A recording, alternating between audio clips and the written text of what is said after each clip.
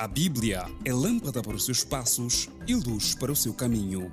Raio-X da Bíblia. Aprofunde a Sagrada Escritura com o missionário comboniano, Padre José Joaquim, no programa Raio-X da Bíblia.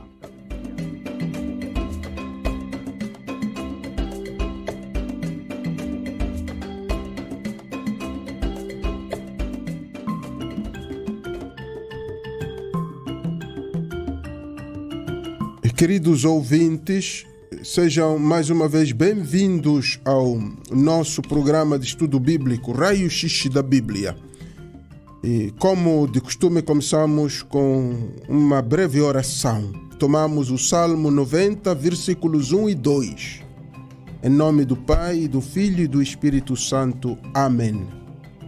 Tu que habitas sob a proteção do Altíssimo, que moras à sombra do Onipotente, diz ao Senhor: sois meu refúgio e minha cidadela, meu Deus em quem eu confio.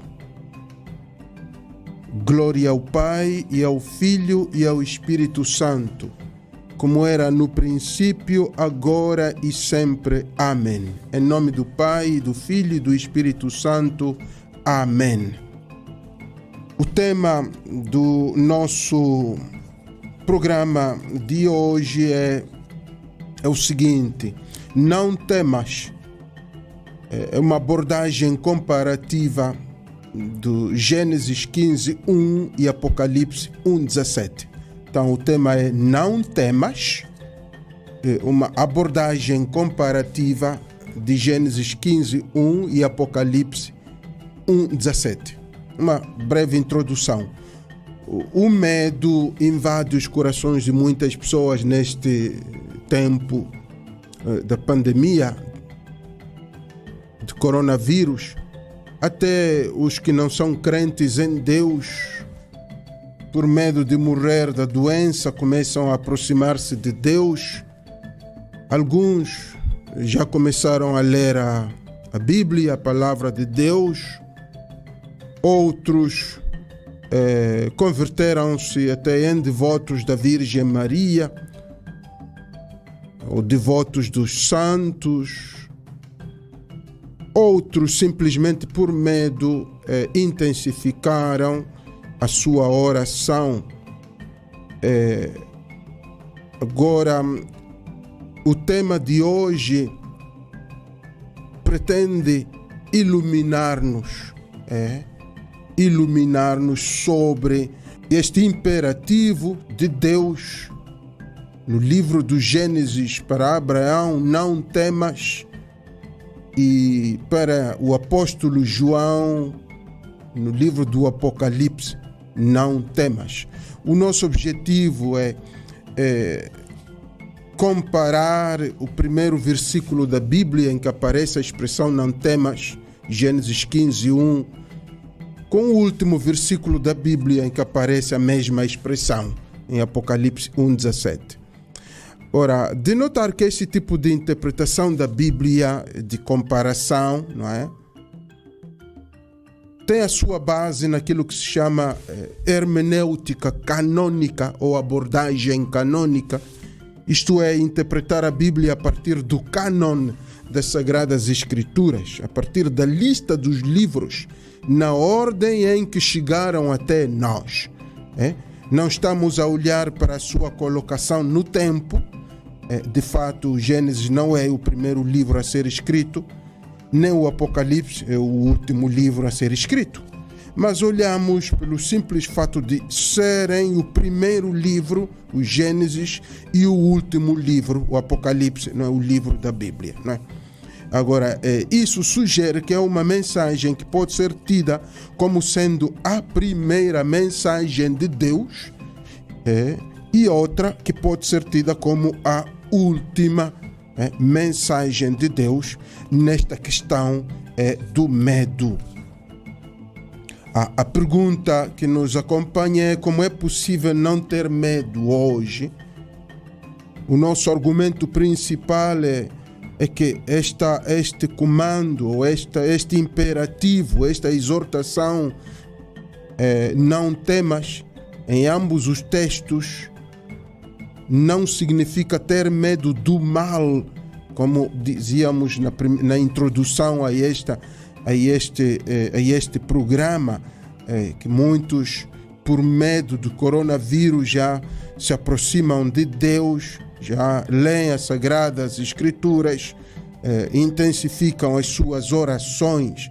Então aqui o nosso argumento principal é que não temas em ambos os contextos de Gênesis 15, versículo 1 e Apocalipse 1, 17, não significa ter medo do mal, mas sim medo de abraçar um compromisso com Deus e com o seu povo, não é? E é possível não ter medo de abraçar um compromisso com Deus e com o seu povo, só redescobrindo duas verdades da fé, que são as características de Deus. As características de Deus. Deus, neste caso, e veremos depois, Deus protetor e Deus eterno.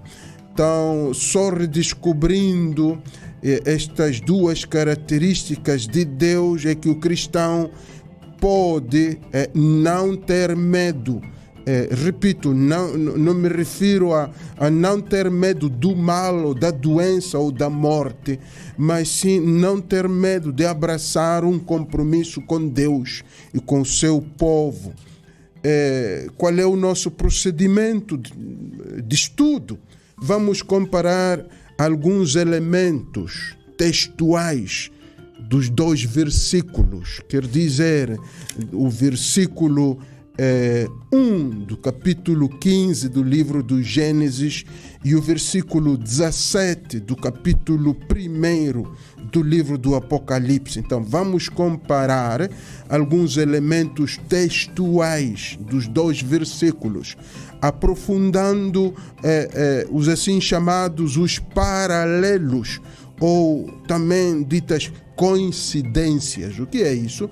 Quer dizer, os textos têm algumas coincidências, os dois versículos têm algumas coincidências. Então vamos comparar essas coincidências e aprofundá-las e tirar uma mensagem para nós hoje.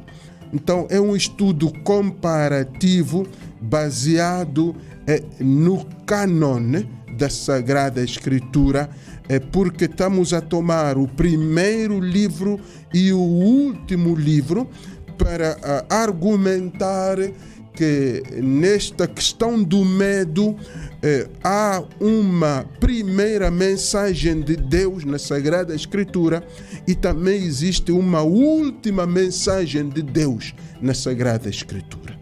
Baseando-nos no cânon, não na cronologia, não é?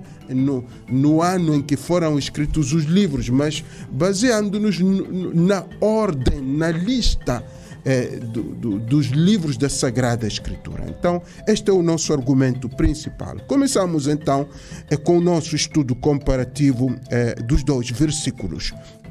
Então, Gênesis 15:1 diz: não temas, Abraão, eu sou para ti escudo. Não temas, Abraão, eu sou para ti escudo. E o texto também do livro do Apocalipse vai repetir o mesmo, não temas, não é? Mas dirigido a João. Então, vamos primeiro tomar o ponto da identidade do mensageiro, não é? Ambos os versículos são palavra de Deus. O mensageiro do Gênesis é Deus, é Yahweh, e o mensageiro do Apocalipse é Jesus Cristo ressuscitado. Então, vamos tratar a questão da identidade do mensageiro. Yahweh no primeiro livro da Bíblia e Jesus Cristo no último. Agora, Deus Criador é o Deus de Abraão e Jesus Cristo é o Senhor para João. Os textos bíblicos colocam Deus e Jesus como oradores, porque as palavras pronunciadas pela divindade tinham muito peso. Deus Criador em Gênesis e Jesus Cristo no Apocalipse. A palavra pronunciada por um ser divino ou por um ser espiritual tinha muito peso na antiguidade, na religião de Israel, nas outras religiões e também nas primeiras comunidades cristãs. Basta olhar também para aqueles que vão ao adivinho hoje em dia, também na nossa cultura, nas nossas culturas moçambicanas, aqueles que vão ao adivinho. O adivinho escuta, segundo ele, uma mensagem dos seres espirituais, dos antepassados ou do ser divino. E o doente, se quiser resolver o seu problema, deve cumprir na íntegra com as orientações dessa voz que o adivinho escuta e depois transmite ou às vezes interpreta para o doente ou para a pessoa que uma orientação. Só para dar um exemplo do nosso contexto também africano ou moçambicano, do porquê os autores bíblicos põem Deus no Gênesis e Jesus Cristo no Apocalipse a proferir essa ordem: não temas. É por causa da importância da voz da divindade, da voz do ser espiritual. Então é uma mensagem forte, porque é pronunciada por Yahweh, Deus Criador, no livro do Gênesis, e a mesma mensagem é pronunciada, é repetida no Novo Testamento, no último livro, pelo seu Filho Jesus Cristo. Então tem um peso muito especial.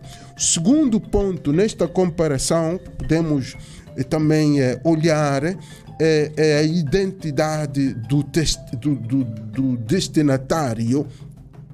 Os destinatários são Abraão e João. Abraão no texto do Antigo Testamento e João naquele do Novo Testamento, do Apocalipse. Agora, Abraão e João não são pessoas quaisquer, não. São homens eleitos. De fato, Abraão foi chamado por Deus em Gênesis 12 e João foi chamado por Jesus em Mateus 4:21, em Marcos 1:19, em Lucas 5:10. Assim, as palavras não temais são dirigidas aos eleitos, aqueles que foram chamados a responderem ao chamado de Deus, foram chamados e eles responderam afirmativamente. Ambos recebem a exortação de Deus depois de um caminho com o ser divino.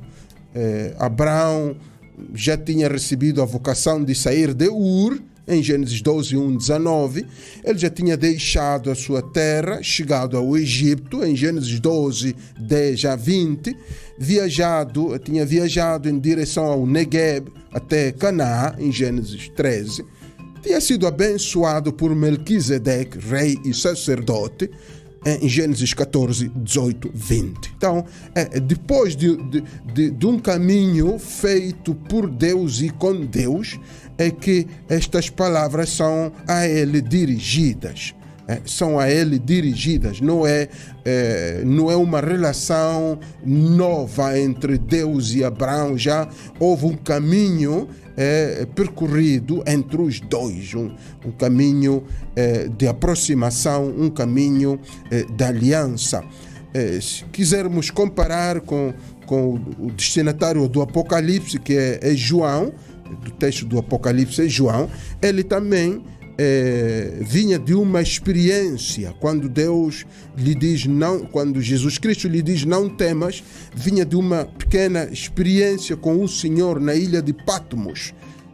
Tinha sido arrebatado no dia do Senhor, diz o texto, e ali houve uma voz potente como de trombeta que lhe dizia: escreve o que vais ver e envia-o às igrejas de Éfeso, de Esmirna, de Pérgamo, de Tiatira, de Sardes, de Filadélfia e de Laodiceia, em Apocalipse 1:9-11. Então já existia uma relação com o mensageiro, com o emissor da mensagem. Então a ordem não temas. Em ambos os casos, esta comparação faz-nos ver que em ambos os casos é dirigida ao eleito depois de uma experiência com Deus. O terceiro ponto que vamos considerar para esta comparação é o contexto. Ambos episódios acontecem durante uma visão. Agora, na Bíblia, visão, na visão, o vidente tem a graça de ter podemos chamar uma fotografia simbólica do passado, do presente e futuro. Seu próprio, do seu povo ou do mundo. Agora, no caso de Abraão, ele contempla o seu passado no Antigo Testamento. Ele contempla o seu passado, o seu presente, e sobretudo o fato de não ter filhos, e o seu futuro, em que seria abençoado com numerosa descendência. Abraão já tinha aceito o convite de deixar a sua terra, mas no processo de obedecer o Senhor, experimenta a incerteza sobre o futuro, se estava capacitado para ser pai de muitos, não é? Esta era a incerteza dele. E é no meio desta provação, desta incerteza, que Deus lhe ordena: não temas, não tenhas medo de abraçar o outro desafio que coloco diante de ti, a saber, o fato de que terás que ser pai de muitos filhos. Agora, comparando este contexto de Abraão com aquele de João, no Apocalipse, o vidente é João, e ele contempla a perseguição das suas comunidades movida pelo imperador, e Jesus dirige-se a ele com estas palavras: não temas. Não temas. Então aqui a pergunta fundamental com que João se depara é: afinal, quem reina neste mundo? Porque é mesmo durante um tempo de perseguição da igreja, das comunidades fundadas por ele, das comunidades também fundadas por outros apóstolos. Então a pergunta fundamental com que João se depara é: afinal, quem reina neste mundo? O diabo ou Deus? O imperador que persegue as comunidades ou Cristo ressuscitado? Então esta é a pergunta que nos vem do contexto, não é? Comparando os dois contextos. Também naquele de Abraão, a pergunta fundamental ali perante a incerteza de Abraão era: afinal, quem reina? O que é mais forte? A voz de Deus, a promessa de Deus, ou os meus medos, a minha incerteza, o meu desconhecimento do futuro, não é? Então estas são as perguntas, mas sobretudo as perguntas com que João se depara no Apocalipse: quem reina neste mundo? O diabo ou Deus? O imperador romano ou Cristo?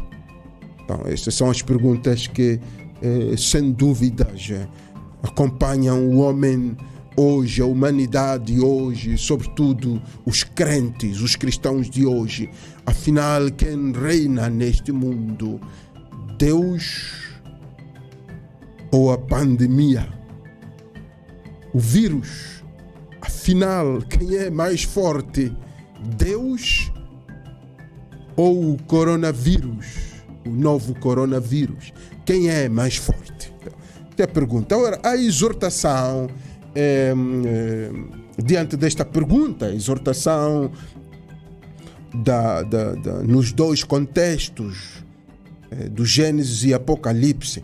Agora, a exortação é muito simples: Al-Tirá, não temas. Al-Tirá, no Antigo Testamento, é esta voz que Deus dirige a Abraão, ou melhor, é a voz que Abraão escuta de Deus.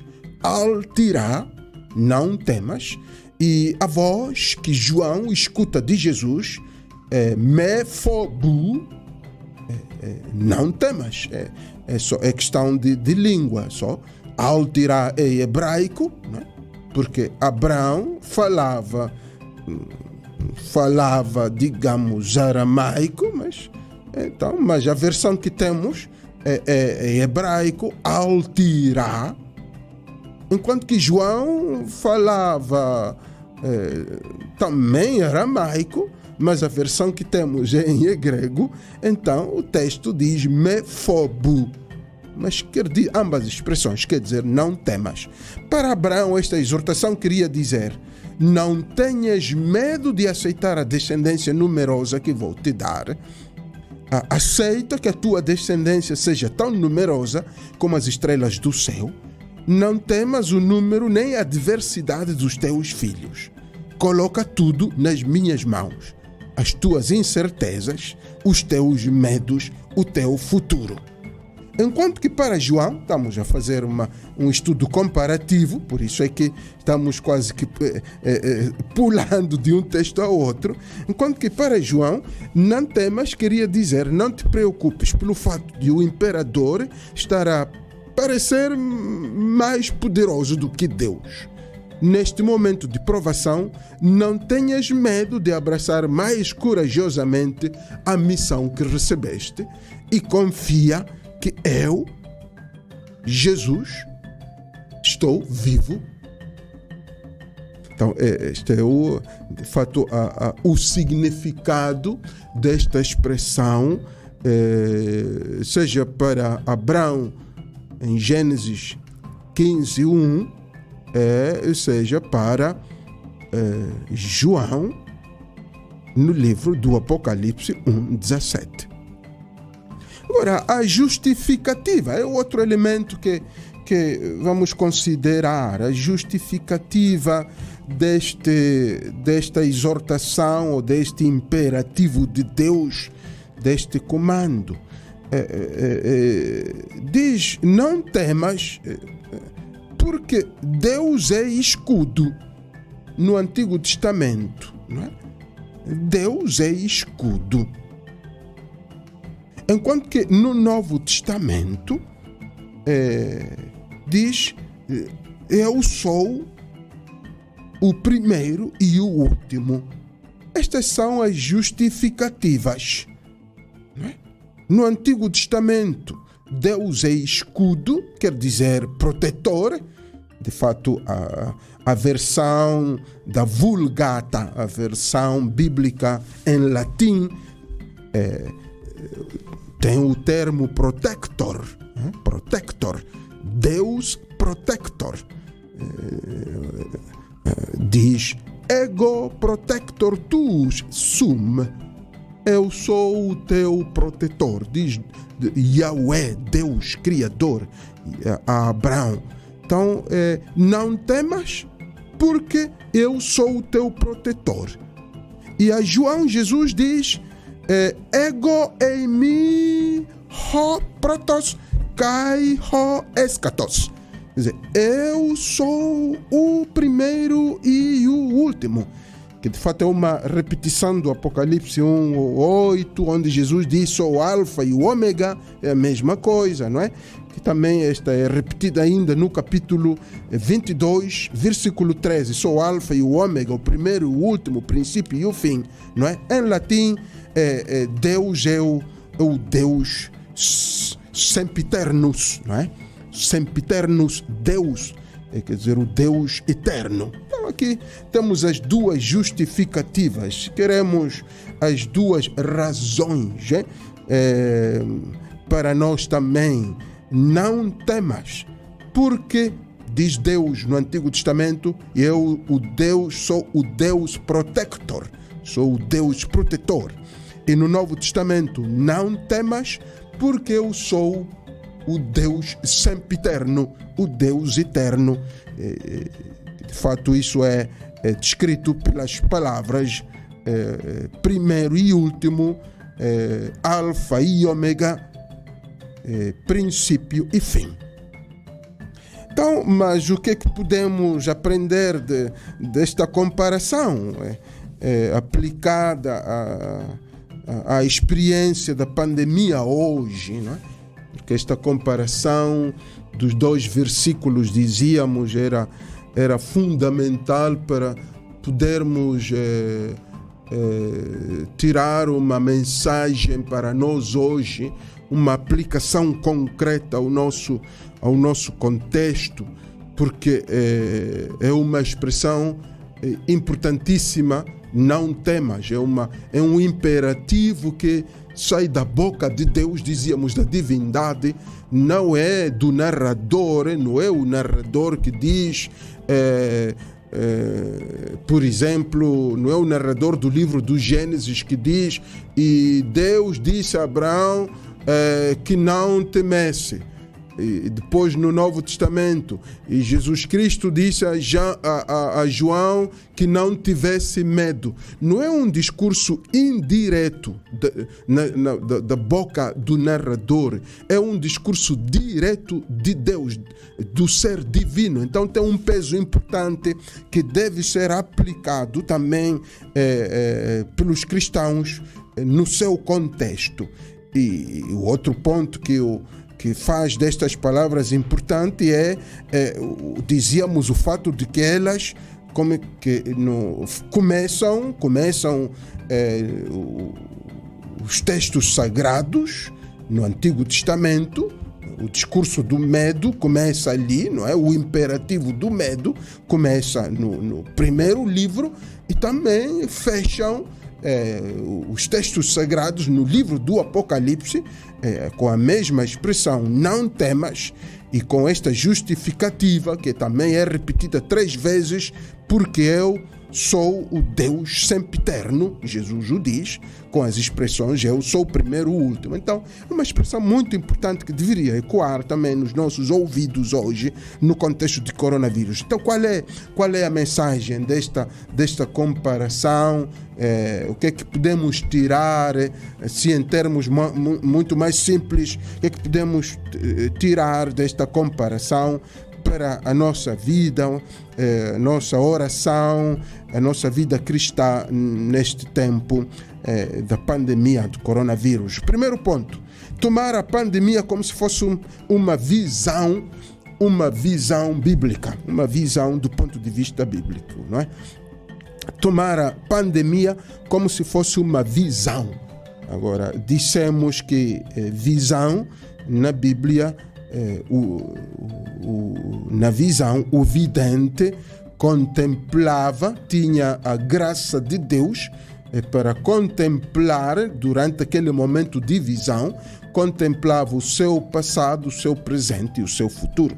Então aqui a mensagem também para nós é tomar a pandemia como se fosse uma visão bíblica. O cristão pode contemplar através de símbolos e fatos reais nesta pandemia. Há símbolos e há fatos reais com que o cristão pode contemplar o passado, pode contemplar o presente e o futuro. A igreja também pode e deve tomar esta pandemia do ponto de vista deste ponto de vista, como se fosse uma visão bíblica. A igreja também pode ver o seu passado, pode ver no sentido do Apocalipse, no sentido de João, de visão. Ver quer dizer ser capaz de contemplar e entender. Pode ver o passado, o presente e o futuro. O mundo inteiro pode, a humanidade inteira pode também entrar nesta visão bíblica. Repito, visão não no sentido de perspectiva, mas visão no sentido de experiência, a mesma experiência que Abraão fez e também João fez, uma visão quase em êxtase, uma experiência de comunhão profunda, quase mística com Deus. e contemplar e ver o passado, o presente e o futuro. Então este é o primeiro ponto, a primeira mensagem que podemos tirar desta comparação dos dois versículos. Dizíamos, em ambos os contextos, estamos num contexto de visão em que o vidente, e neste caso o vidente somos nós, é todo cristão, é a igreja e é a humanidade, deve ver o seu passado, o seu presente e o seu futuro. Segunda mensagem: permanecer na amizade de Deus. Não temas, é a mensagem que Deus dirige aos seus amigos. Esta exortação não é para os ateus, ela é dirigida àqueles que permanecem no grupo, são membros do povo eleito de Deus em Cristo. Então esta mensagem não é dirigida aos ateus, porque eles não estão capacitados para sentir a força persuasiva das palavras de Deus. Eles não conhecem o mestre, eles não conhecem a voz do pastor, como nesses dias também meditamos o evangelho do bom pastor. Então a ovelha conhece a voz do seu pastor. Então esta voz de Deus para Abraão e a mesma voz de Jesus Cristo no Apocalipse não é dirigida aos ateus, não é dirigida àqueles que não são parte do redil, não conhecem a voz do mestre. E esta exortação, não temas, é para o cristão, para o batizado, para a igreja, para aqueles que são seguidores de Cristo, para aqueles que estão no redil e estão capacitados para discernir a voz do seu mestre e também capacitados para sentir a força persuasiva destas palavras. Então só a igreja pode sentir a força persuasiva destas palavras. O cristão pode sentir, o pagão não pode sentir a persuasão que nos vem destas palavras: não temas. Imagine se nós, os cristãos, que somos membros do redil, que somos as ovelhas do Senhor, não conseguimos sentir a persuasão destas palavras. Que será dos outros que não são membros, que não são ovelhas do Senhor, que não pertencem ao redil, que não conhecem a voz do Messias? Que será deles? Se nós, os que somos os cristãos, somos os consagrados, os padres, as irmãs, os bispos, a igreja, os batizados, os que conhecemos a voz do Messias, não sentimos a persuasão desta voz, que será dos outros? A terceira mensagem, que esta pandemia, eu chamaria de locus teológicos. É uma expressão que se usa nos estudos teológicos, é um locus teológicos. É um lugar, literalmente, é um lugar teológico. É um lugar para fazer teologia. Teologia de vida, não teologia teórica. Também a teologia teórica, por que não? Por que não? Por que não a reflexão teórica também? Mas aqui eu gostaria de insistir mais no fato de que a pandemia é um locus teológicos, é um lugar de teologia prática, né? Prática, real e concreta. A pandemia comporta muitas incertezas do ponto de vista humano, mas ao mesmo tempo comporta duas certezas fundamentais de fé, aquelas que de fato abordávamos pouco antes, que Deus é protetor. Estas são as duas verdades fundamentais de fé. Deus é protetor e que Dominus, Jesus Cristo, o Senhor, Dominus, é sempiternus, não é? Que Deus é eterno, que o Senhor é eterno. Então, Deus é protetor, quer dizer que Deus abraça o mundo e protege-o, né? Deus abraça o mundo. Estas são as duas verdades de fé que esta pandemia de fato coloca diante de nós. Dizíamos que esta pandemia comportava muitas incertezas, do ponto de vista humano, muitas incertezas, mas ao mesmo tempo comporta duas verdades fundamentais de fé tiradas dos dois textos que estamos a estudar: Deus protetor e Dominus sempiternos. Deus protetor e Senhor sempiterno, eterno. Agora, Deus protetor quer dizer que Ele abraça o mundo. É só também usarmos a imaginação para imaginar Deus que protege, que abraça todo mundo. É como o pai ou a mãe que perante um perigo abraça, protege. Também isso acontece nos animais, não é? Protege o filho, a filha, abraça, protege. Então é o que Deus está a fazer na pandemia. O Deus protector, não é? O Deus protetor, Deus abraça o mundo neste momento. Deus abraça a humanidade. Porém, cuidado com o pecado da irresponsabilidade. Esta verdade de fé de Deus protetor não nos pode fazer cair no pecado da irresponsabilidade. Cristãos que espalham o vírus porque a todo custo querem participar no ato religioso, então não lhes importa que possam contagiar os outros, porque eles dizem que Deus me protege porque eu vou participar num ato religioso, eu vou a uma missa ou eu vou a uma concentração religiosa. Isso já aconteceu em muitos outros países, na Ásia, na América Latina, onde também algumas igrejas, os pastores reuniram multidões de gente para rezar pela pandemia, pelo fim do coronavírus, e dizendo, já que vamos fazer um momento de oração, Deus não vai permitir que nos contagiemos. Então é o que eu chamo de pecado de irresponsabilidade, que é um pecado também muito grave para alguns cristãos. O Papa também condena esse tipo de pecado, que é o pecado da irresponsabilidade.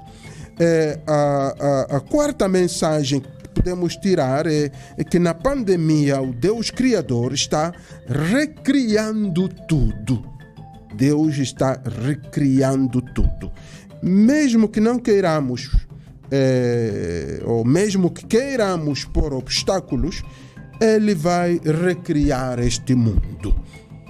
Uso o termo recriar retomando o texto bíblico com que terminava o curso bíblico anterior, Apocalipse 21:5, onde aquele que está sentado no trono toma a palavra e grita: olhai, estou a fazer novas todas as coisas. Portanto, a igreja, a vida consagrada, os ministérios laicais, o que está sentado no trono diz. Agora, o que está sentado no trono quer dizer o rei. É uma expressão para simplesmente dizer o rei. Neste caso, quem está sentado no trono é Jesus Cristo. Então, a igreja, a vida consagrada, aos ministérios laicais, a todo o batizado, o que está sentado no trono diz: não tenhais medo de tomar a pandemia como uma oportunidade de renovação. Não tenhais medo de projetar-vos para o futuro. Não vos percais em distrações e passatempos. Porque neste tempo da pandemia o rei, o que está sentado no trono, está a trabalhar intensa e incessantemente. Então eu penso que esta é a mensagem, a quarta mensagem com que gostaria de terminar este estudo bíblico, estudo comparativo dos dois textos, do Deus que está recriando. Não temais, porque Deus está recriando tudo e Ele está incessantemente a trabalhar durante a pandemia. Deus está a trabalhar intensa e incessantemente. Então, que a igreja, que os cristãos não se percam em distrações e passatempos. É claro, estou a usar estes termos, distrações e passatempos, não me refiro a jogo de cartas em família, nem ao jogo de damas, nem aqueles que gostam de assistir um filme ou alguma, não sei, novela por aí. Não é nisso. Distrações e passatempos podem até ser boas coisas que possamos fazer, mas que não nos levam a entrar no caminho de renovação, no caminho do processo de renovação e recriação que Deus já começou a fazer, segundo Apocalipse 21:5. Então, repito, que não nos percamos em distrações e passatempos. Não me refiro às nossas distrações de escutar música e fazer um pouco de desporto e caminhar e jogar cartas. Não é isso. Distração e passatempo podem também ser boas coisas, leituras, mas que não nos ajudam a engrenar, se queremos, neste processo de recriação que Deus Criador e aquele que está sentado no trono, Jesus Cristo, estão a fazer através da pandemia do coronavírus. E que Maria, nossa Mãe, esteja sempre conosco. Ave Maria, cheia de graça, o Senhor é convosco. Bendita sois vós entre as mulheres, e bendito é o fruto do vosso ventre, Jesus. Santa Maria, Mãe de Deus, rogai por nós, pecadores, agora e na hora da nossa morte. Amém. Em nome do Pai, e do Filho, e do Espírito Santo. Amém. Grato pela atenção dispensada. Até a próxima.